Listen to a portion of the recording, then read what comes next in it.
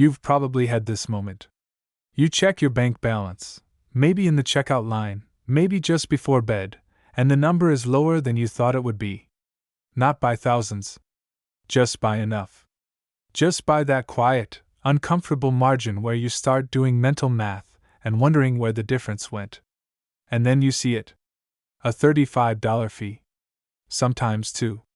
Occasionally three, lined up like quiet little charges that arrived while you weren't watching. The purchases that triggered them were small. A coffee. A streaming subscription that renewed automatically. A gas station hold. Things that didn't feel like financial decisions when you made them, because they weren't supposed to be. You move on. You cover the balance. You tell yourself to be more careful. But here's what stays with me about that moment, and what I think is worth sitting with for a little while. That feeling of slight embarrassment, that internal note to just pay attention better next time. That response is so automatic, so personal, so focused on your own oversight, that it almost perfectly prevents you from asking a different question entirely. This isn't about carelessness. And it isn't random. Let's start with what's actually happening at the structural level, because it's quieter and more precise than most people realize. When your account balance drops below zero, even by a single dollar, even for a few hours, many banks charge you a fee. Historically, that fee has hovered around $35. Some banks have reduced it slightly in recent years under public pressure. Others have introduced what they call courtesy, overdraft protection, where they cover the transaction and charge you for the privilege of being covered. On its face, this sounds like a service, a safety net, a small penalty for a small mistake. But let's look at the math without any framing around it. You spend $1.12 over your balance. The bank covers it. They charge you $35 for doing so. That is, in practical terms, a fee that is roughly 3,000% of the amount that was actually at risk. If you think about it as a short-term loan, which structurally it is, the interest rate equivalent would make any payday lender look restrained. And this isn't a rare edge case. According to data from the Consumer Financial Protection Bureau, American consumers paid approximately $9 billion in overdraft and non-sufficient funds fees in 2022 alone. That number had been significantly higher in previous years, sometimes approaching $15 billion annually. $9 billion is not a side effect of poor accounting. It is a revenue stream. A reliable, recurring, structurally predictable revenue stream. What makes this mechanism particularly interesting from a behavioral standpoint is where the money comes from. Multiple analyses of overdraft fee data have found that a disproportionate share, somewhere between 60 and 70%, is paid by a small fraction of account holders. The same people. Repeatedly.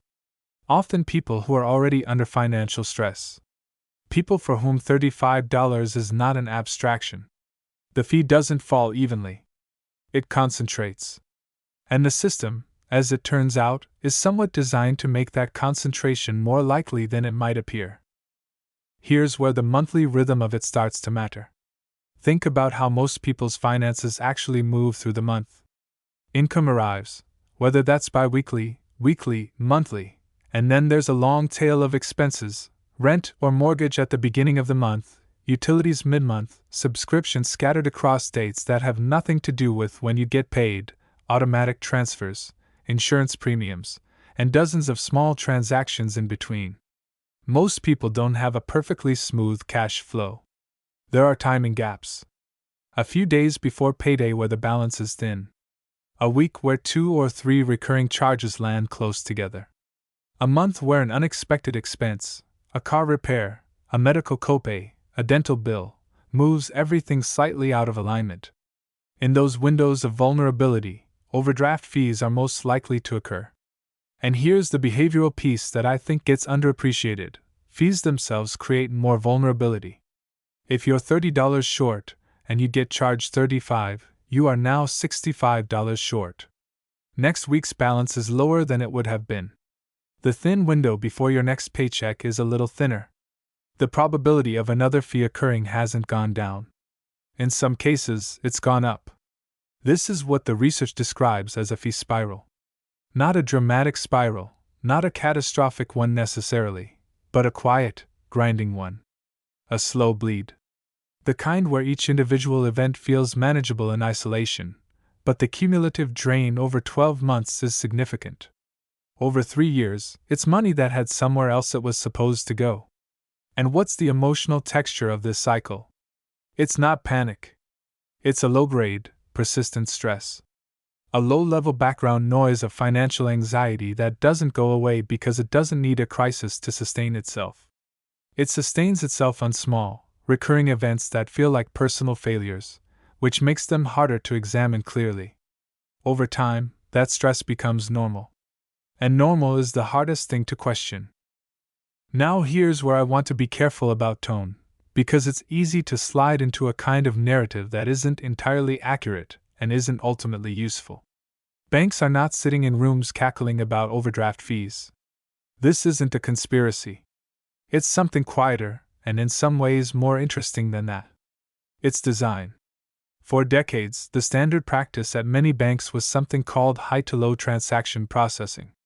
What that means is that when multiple transactions cleared on the same day, the bank would process the largest one first, then the next largest, then the smallest, regardless of the order in which you actually made those purchases. The effect of this is mathematical and predictable. If you process the biggest transaction first, and it brings your balance close to zero, then the 4 small transactions that follow it each trigger their own overdraft fee, rather than just one fee from the largest transaction if it had been processed last. The same day's spending. The same account. 4 fees instead of 1, or sometimes none. This practice was the subject of class action lawsuits. Several banks paid hundreds of millions of dollars in settlements. Many have since changed their policies, at least formally. But the broader point isn't about one specific practice. It's about the fact that the infrastructure of consumer banking, the timing rules, the processing sequences, the opt-in structures, the placement of overdraft protection as a default, was built with revenue modeling in mind. Not maliciously. Just practically. These are businesses, and fee income was, for a long time, one of their most predictable and profitable revenue lines. Some banks have genuinely moved away from heavy overdraft fee dependency. A few have eliminated overdraft fees entirely. Others have introduced small buffers, a $20 grace zone before fees apply. These aren't gifts. They're often responses to competitive pressure, regulatory attention, or shifts in what customers are willing to accept. The system can adapt.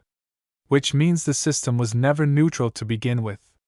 That subtle awareness, that the infrastructure around your money has preferences that aren't the same as yours, is actually a useful thing to carry forward. Here's what changes when you understand this. The feeling that used to come with an overdraft fee, that quiet shame, that private note to yourself about being more careful, more responsible, more organized, starts to shift. Not because you're suddenly absolved of all agency. You still make choices. Your cash flow still matters. Your awareness still has value. But the story you tell yourself about what happened becomes more accurate. And more accurate stories lead to more useful responses. When you believe an overdraft fee is purely a consequence of your own inattention, the lesson you extract is entirely personal and behavioral. I need to check my balance more. I need to be less careless. This is my fault. When you understand that the system has a structural incentive to let these fees occur, and in some historical cases was actively arranged to multiply them, the lesson expands. You start to ask different questions. What are the actual rules of the account I'm using? What are the default settings? What does my bank actually do when my balance is low? Did I opt into overdraft protection, or was I enrolled automatically? These aren't radical questions. They're quiet, practical ones. But they move the locus of awareness from pure self-blame towards structural literacy. And structural literacy is one of the genuinely underrated forms of financial stability. Money and control are connected, not in the hustle culture sense of optimizing every dollar, but in the more fundamental psychological sense of feeling like you understand the environment you're operating in. When the environment feels opaque and slightly against you, that's a low-grade stressor with real consequences for decision-making, health, and long-term financial behavior. When you can see the structure clearly, even when you can't immediately change it, something shifts. You feel slightly less like things are happening to you, and slightly more like you understand what's happening. That's not nothing. That's actually quite a lot. So what do you actually do with this? Not dramatically. Not with a complete financial overhaul. Just some structural adjustments, some behavioral awareness, some small changes to the architecture of how your money moves. The first thing is simply to know your bank's actual policy. Not the general idea of it, but the specifics. Does your bank charge overdraft fees? What's the fee amount? Is there a grace period or a small buffer before fees kick in? Did you opt into overdraft coverage for debit card transactions, and do you actually want that coverage given its cost? Some people do. It prevents declined transactions at moments that matter. Others would rather the transaction decline than pay $35 for a $4 purchase to go through. The second thing, and this is a behavioral one more than a financial one, is to try to create a small, personal buffer in your checking account. Not a savings fund. Not an emergency fund in the traditional sense. Just a baseline number, $50, $100, whatever is realistic, that you treat psychologically as zero. Your real zero is higher than the bank's zero. This is sometimes called a phantom balance, and it's one of the most low-friction ways to reduce overdraft exposure without needing to fundamentally change how you spend. The third thing is to look at your automatic payments, subscriptions, transfers, insurance premiums, and understand when they hit relative to when your income arrives. Many of these dates are adjustable with a phone call or a settings change. Moving a charge that hits 2 days before your paycheck to 2 days after it is not a dramatic financial strategy. It's just reducing the timing gap that makes overdrafts more likely. If you bank somewhere with heavy fee structures and you have other options, that's worth knowing.